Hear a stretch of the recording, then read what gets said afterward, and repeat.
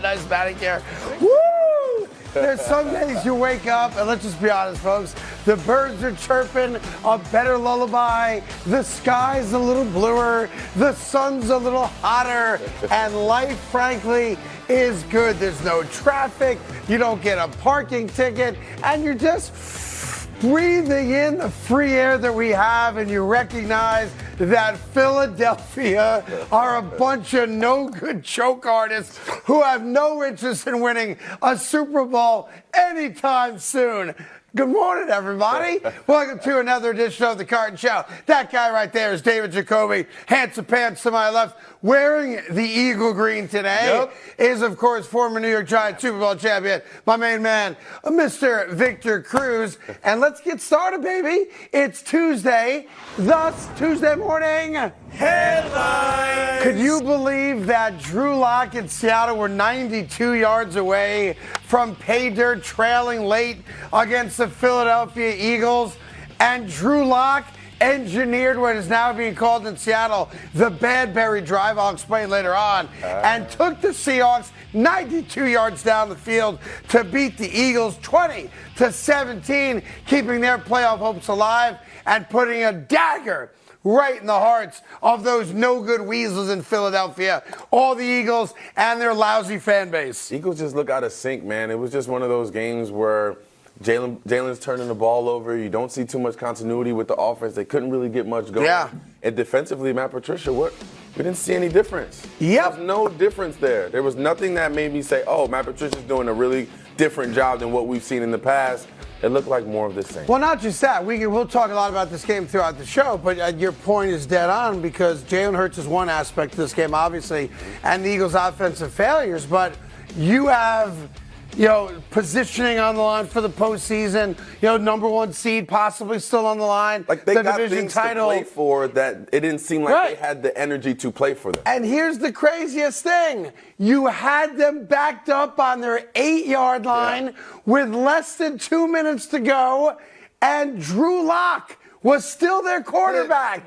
On the 8, 92 yards, about a minute, 52 seconds, and only one timeout because Pete Carroll burned 2 timeouts for absolutely no reason early in the half. Yeah. And you're thinking to yourself, like, let me just stay up and watch the rest of this. This will be cute. We'll see what happens. And then they get to a couple third downs, and they were uninspiring ways to get the third down. 3rd and 10 a couple times, and then every single time, him and Metcalf just made one play. Just made one play to keep themselves alive.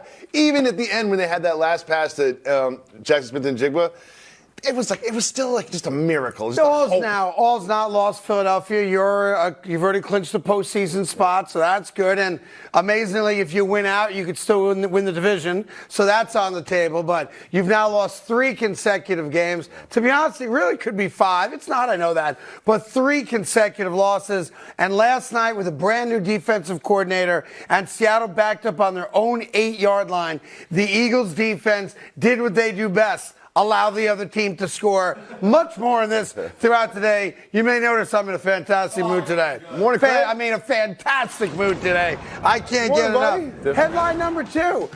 John Harbaugh, he's the brother of Jim, son of Mary, is aware of the challenge ahead for which team? For the Ravens? No, that wouldn't make any sense. Yes, of course it's the Baltimore Ravens, and they have a huge game against San Francisco coming up.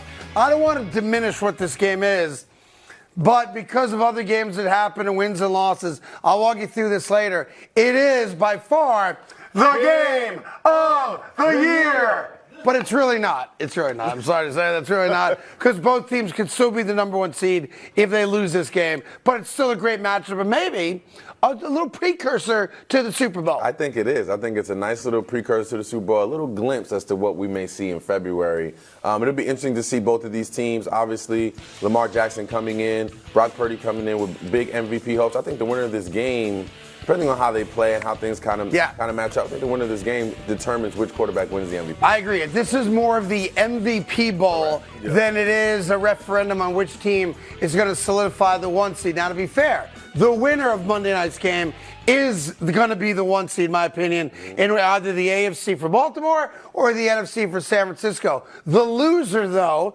because the Eagles lost, because the Cowboys lost, et cetera, still can win out and be the number 1 seed. So the importance of the game wanes a little bit. Yeah. It is for MVP. We all agree on that. Yeah. And the winner does get essentially the number 1 seed pretty much locked up going into the postseason. I'm going to do my best to get this out of the way as quickly as possible. Tomorrow is the deadline for Aaron Rodgers to decide, or the Jets to decide, a.k.a. Aaron to decide, if he's going to be put on the active roster and play. Obviously, with the embarrassing loss to the Dolphins and the Jets being eliminated for the 13th consecutive year from the postseason. And yes, that's the longest active streak in every single North American professional sport, including curling. The decision will be made tomorrow. Now, to me, it'd be the dumbest thing in the world for a 40-year-old quarterback who has clearly been cleared medically to come back and play. You give him all the props in the world for that, to play behind that turnstile of an offensive line. So let's go to Robert Saleh, the embattled head coach of the Jets. Is he coming back or not? It's up to Aaron Rodgers, obviously. He runs the franchise. There's one quick take on it that I want to get your guys' opinion on, okay? I could make the argument. Now, I want to be very clear.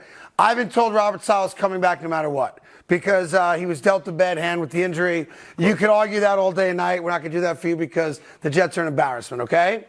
Here's the deal, though. I could make the argument that for Robert Saleh, I do want him to come back. I want him to play. We're not playing the toughest teams in the last 3 weeks anyway, because if Aaron Rodgers takes the field, even behind that disgustingly bad offensive line, if the Jets offense, boom, boom, boom, boom, boom, scores 24 points in a game, if I'm Saleh, right, I'm trying to save my career, I can then say to my owner, see, it had nothing to do with me. That guy would have made a difference. Yeah, but does he need to come back to prove that? We know what Aaron Rodgers can do. We know what he's capable of. And why come back behind this awful offensive line to potentially I'm just trying to come up with a yourself reason again? for Saleh to say I want him back. Well, That's all. I think Saleh should stay regardless because of that bad hand he was dealt this year. And let's be honest, the defense carried this team for as long as they can. Yeah, the first couple it's a months wrap of the now. season. Now, after a while, they just can't, bend but don't break. But it's hard to do that without the offense playing complementary football. I'm with you. And the one guy we never talk about is the GM, because he's not a household name outside of the New York metropolitan area, but Joe Douglas, who I like a lot, who did get a 6-year deal when he first got the job to be the Jets GM, has not altered a single winning season, and obviously put together the worst offensive line in football. They had sat in the blowout loss to Miami. The New York Jets, I'm not making this up, have started 7 different people at right guard. Oh, wow. 7! That means a couple guys off the couch. Victor Cruz. Off the couch. That's right? like, oh, Billy, are you available to play right guard? Yeah, okay, take a flight. I mean, that's how embarrassing it is right now for the New York Jets. That was 48 seconds on Sagamore, and I appreciate you indulging me in that. Hey there, thank you so much for watching The Carton Show. You can subscribe right here to get all the latest bits and segments from the show. And by the way, while you're at it, we have a lot of great shows on FS1, so check them out too.